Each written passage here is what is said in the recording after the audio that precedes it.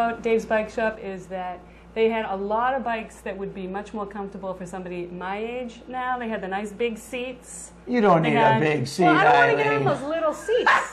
You know what the best bike seat I ever had? My banana seat. Remember those? The banana seats with the Stingray I remember handlebars. those, yep. But they have some nice big seats here. They have nice comfortable bikes where you don't have to be like crunched over like this. They have the handlebars that come out. So I'll be making a visit to Dave's pretty soon, I think. I need a new bike. There you go. Nice Well, bike we shop. all have Nice bikes. guys. And you saw us on the, don't tell my wife that you saw her on a bike in Ottawa, but we are putting, those pictures should have just played, so. But anyways, that was a fun time. They're nice people. Was. It's Super actually nice. not Dave's Bike Shop, it's Dave's Bike Infirmary. Right. And that's appropriate, you being a nurse. Yes, that's appropriate. It's all That is linked. Everything's linked. Everything, yes. Okay, well, it's been a long time. If you saw our last show, it's played for many weeks because it's the summer. I hope And it's 90-some odd degrees out. Thank God the air's on in here. I know. There was no air conditioning at Dave's Bike Infirmary, I'll have you know that. But here we are. Eileen, what are we going to talk about today? What movies do you have on Brian, it has been an awful long time since we first met, and I think unfortunately, a lot of the movies that I'm going to review tonight were in the theaters when I saw them. But available on DVD But soon. should be available on DVD soon. So let me start right away. I'm going to kind of go it from PG to R. That's where we're going to go it tonight. All right. The first one I'm going to The review. children can stay for the first part of the show. Yep. The first one is called Fantastic Four: Rise of the Silver Surfer, and it's directed by 37-year-old African-American LA native Tim Story, who also directed the first Fantastic Four movie and Barbershop. Now, I didn't see the first Fantastic Four. I did see Barbershop, and I did like that.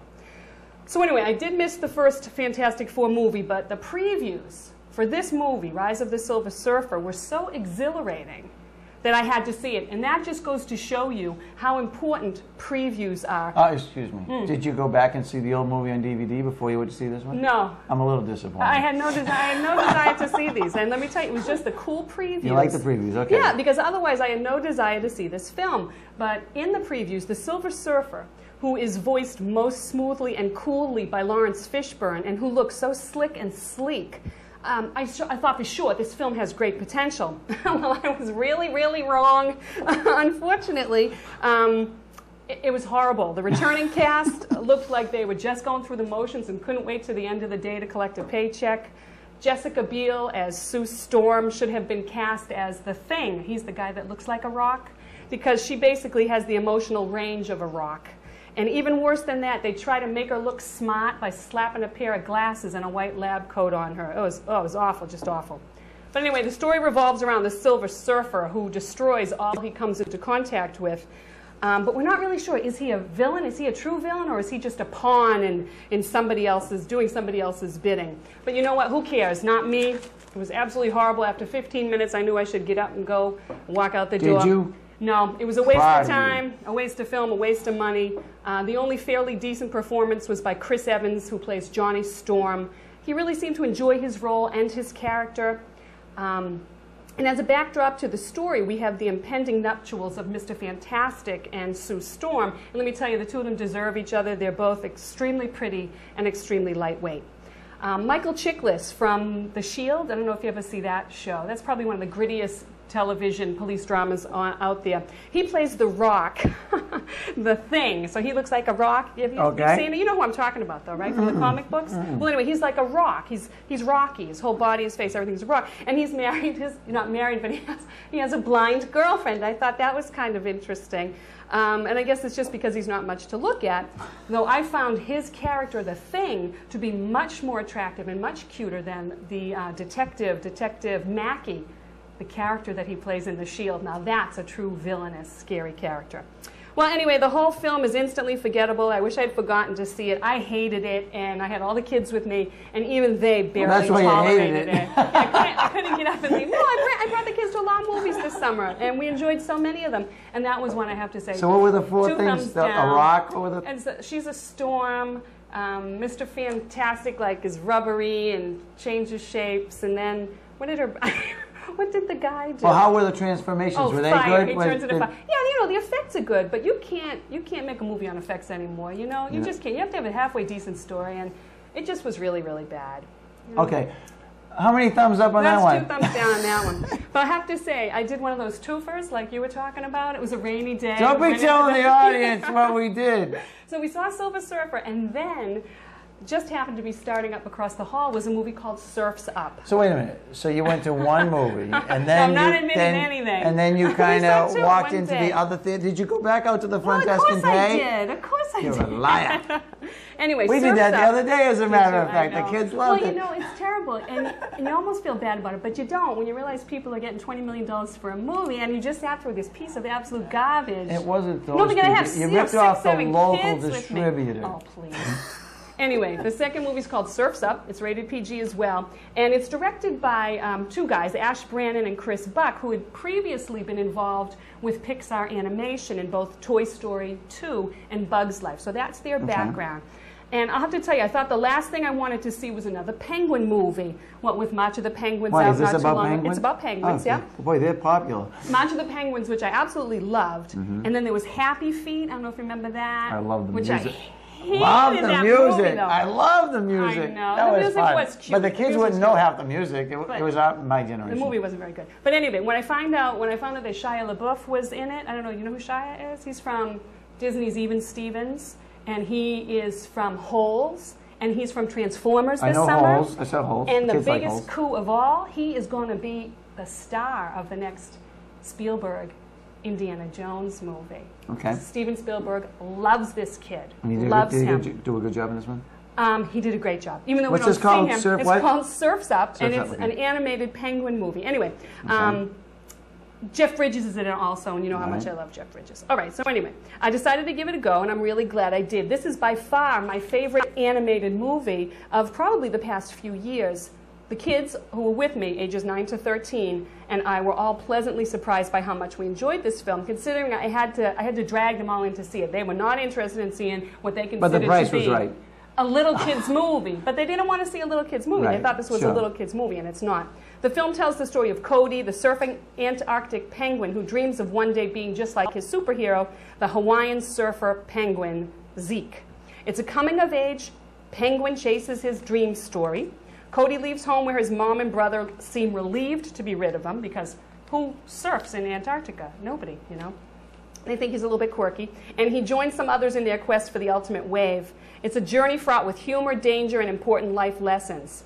Helping Cody along the way are three lovable characters. There's Chicken Little, who's voiced by Napoleon Dynamite alumni John Heder, who you know I love. He was just in Blades of Glory. Remember that one that we reviewed not too long ago? I didn't see it yet. It's on my list. It's a good one. Lifeguard Lanny, who's voiced by the lovely Zooey Deschanel, who we talked about when we reviewed Bridge to Terabithia. She was the music teacher. She's got an incredible voice, and she's really cute and funny.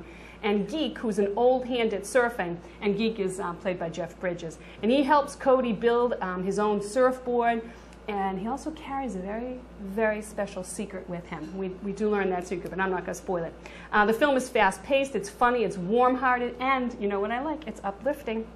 It sends a great message without ever being melodramatic or preachy. We all loved it.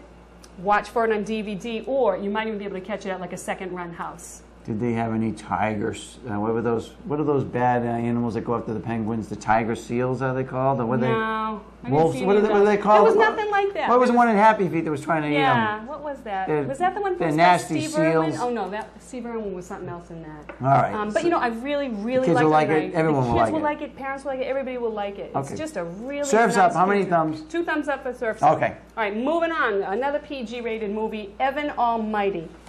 And this is directed by 48-year-old Virginian Tom Shadyac, who also directed the original. This is kind of, I'm going to call it a spin-off. I wouldn't even call it a sequel. Bruce Almighty with Jim Carrey. The main character... That's when he was like God or something? Yeah, God comes and talks to... And he got all his wishes come true or something? Yeah, talks to Jim Carrey and that. And Evan Baxter is a character in that movie. And now this movie, Evan Almighty, is all about Evan Baxter. So anyway, Evan Baxter is moving up in the world. He's a new congressman living in a beautiful new home with a beautiful wife and 3 fine sons. Everything is going fine until he's asked by God, played exactly as you'd want God to be if you ever met him yourself, by Morgan Freeman. And he tells Evan he must build an ark. A flood is coming. Anyway, The whole movie revolves around Evan's initial reluctance. And this is taking place in the 21st century? Yeah, now, in Washington, or right outside of Washington, Virginia, you know, where all the congressmen live. Nobody lives in D.C. Right. The whole movie revolves around Evan's initial reluctance and then devotion to completing this monumental task. Now, Evan is played by The Office's Steve Carell, and boy, is his star rising. He got a huge amount of notice, I think it was, what, a year and a half or so ago with 40-Year-Old Virgin. All of a sudden, he became a household name. He's still huge in The Office. He's Evan Almighty, and I just saw a preview for what looks like a hysterical movie that he's in, Get Smart. He's going to be we saw the Maxwell Smart. And unfortunately, we have to wait a whole year to see that. It's summer 2008. But the previews for it look hysterical, and he's a really funny guy. Okay, anyway, so he decides, you know, I've got to do this task. I'm going to do it. He's going to build the ark. Yep. His wife's name is Joan. Joan of Arc? Yep. And she is justifiably worried, especially when Evan takes on the appearance of Noah. Long gray beard, robes, and all. And a scene reminiscent of Santa Claus, where he shaves the beard and the beard comes back. Yeah. And, you know, he has these great robes, and he looks beautiful. He looks just like Noah.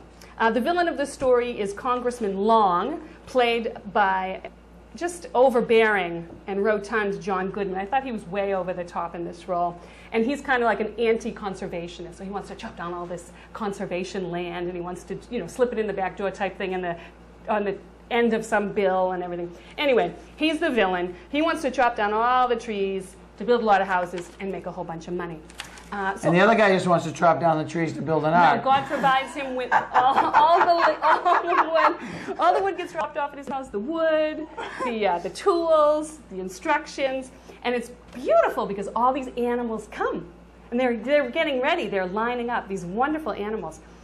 So there was a lot I really liked about this, although there's been a lot of bad written about it. Apparently, it was the most expensive comedy ever made. It was approximately $200 million. Oh, this is a comedy. You didn't tell me that. Oh, I didn't say that. Sorry. It is a comedy, and I have to tell you, I thought it was a drama. Well, it's dramatic in places, that's true, but it's mostly a comedy. It's mostly an irreverent, silly, funny comedy, which is my favorite kind. Irreverent. Yeah, and but I have to tell you, I found this story a little trite, but I really liked this movie. Cliches and a couple of lackluster performances and all. I found it sweet and, again, uplifting. But I don't believe it belonged on the silver screen. I think this would have been a beautiful 7 p.m. to 9 p.m. Hallmark Hall of Fame Sunday family viewing experience. I can't imagine the justification for $200 million. Yeah, the animals are really cool. Now I don't know if they're CGI or how they're put in there. Virginia. Yeah, I don't know if, I don't think all the animals were actually there the way they filmed it. You don't think they put them in? And there's a really cool scene where the ark gets put to good use. But both of them are fleeting. And I just think this would be a nice movie for the family on a Sunday night. So when it does come out on rental, I wholeheartedly... It's a good rental, but don't waste the money at the theater. I don't think it's even around the theaters anymore. I do wholeheartedly recommend it for the family. I never heard of it. It's appropriate for everyone. It's rated PG, but it really could have easily been rated G.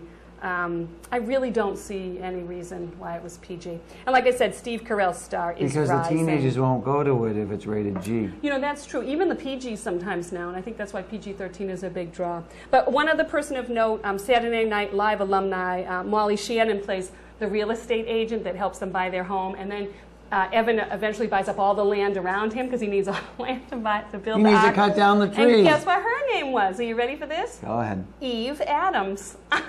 So the biblical names were kind of cute and funny. I'll have to tell you though, my kids thought it was okay. Mm-hmm. I just really liked it. I just found it cute and sweet. But it was uplifting, yeah, but didn't need to be on the silver screen.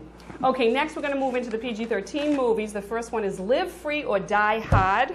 I saw that movie. Oh, that's a first, Brian. I don't know if we've ever seen it. I know. I'm really going to the movies lately. Okay, go ahead. Good. You better say what you want to say, and then I'll make my comments. Anyway, it's directed by Len Wiseman, who did the vampire flicks Underworld in 2003 and the sequel Underworld Evolution in 2006, neither of which I've seen.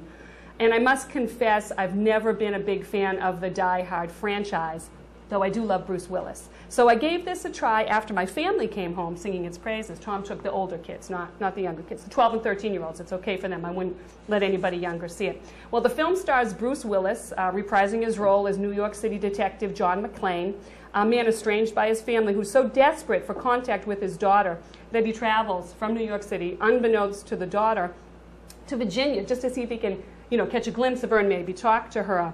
And while there, he gets recruited to bring a suspected cyber terrorist to D.C. for questioning in an elaborate high-tech plot that is crippling the country's transportation, power, and bank institutions, something that they call do you remember what they call that thing? I forget what they call it. A fire sale. That's it. And I guess because by the time there's nothing left, right. By the time you get the fire sale, there's nothing left. Matt Farrell, the suspected cyber terrorist, is played by the Apple computer pitchman and accepted star Justin Long. So is that where I saw him? He looked familiar to me. Familiar to you, yeah. Right. He's just the average-looking kid on those Apple commercials with the jeans and the sweater, okay. and he's cute and he's really good. He's cute and dorky all at the same time, so he's perfect for the role. This film is basically a more explosive, high-tech version of Willis's earlier diehards, but I think even more notably kin to the great 16 Blocks, which I talked about before. I haven't it's a Bruce Willis seen film 16 Blocks. With Mos Def, where he's a drunk, falling apart cop that has to take a suspect to the courthouse who has some damaging testimony to some bigwigs. And that was an awesome film. And basically, this is just a high-tech version of that. He's got to bring this guy in, get him to see if we can get him to testify, and hopefully stop what's going on. He always gets his man. He does. And I'll tell you, Bruce Willis, God love him, he's looking better and better the older he gets. He's stayed in great shape. I say shave all the hair off. You don't mind bald guys? No, not at all. I love it. I would much rather a guy that's... That's why I like Eileen over here on Talk of the Town. No, I mean, if a guy's losing that much of his hair, go ahead, shave it off. Take it off. Absolutely, take it all off. Anyway, there's action, explosions, gunfights, car chases, off-the-cuff quips, and humorous repartee that are all staples of the best summer blockbusters. It's a cacophony of, gunshots, car wrecks, just bone-jarring stunts. Planes, trains, and automobiles. That's it, many of which apparently Willis still does himself, God love him. The villain in this, the guy, the kind of computer mastermind behind it all. Now, I don't know if you ever watched Deadwood. Have you ever watched that? It's on either HBO, I think it's HBO, and it's about the real town of Deadwood, North Dakota, I think it is. Okay. It's a mining town, a real mining town. And it's a very violent, very vulgar, but really impressive drama. And Timothy Oliphant plays Chef Seth Bullock on that show. And he's very kind of stiff, straight up and down, do it by the book, not so much always by the book, lawman. And now That's he's the same guy? Yeah, it's the same guy who plays the computer guy. And basically the premise is he was hired by the government, and he said, okay, these are all the problems with the security systems, and these are all the things you need to do to fix them, and they just brushed him aside. So he left his job, and he just showed them, well, look, I showed you, I told you these are all these problems. I'll show you what I can do with you. So it's a little bit silly, a little bit foolish, and he is not a very good villain. He looks better. I thought he was a pretty good villain. Did you? Yeah. Maybe he was almost kind of creepy, almost computerish looking. His eyes were very dead. I don't know. He was just... I thought he was a bad guy. He just wasn't man enough for me, I guess. I don't know what it was. He just... I don't know. Anyway, I have to say I really liked the movie, much more than I anticipated. I'd give it 2 thumbs up.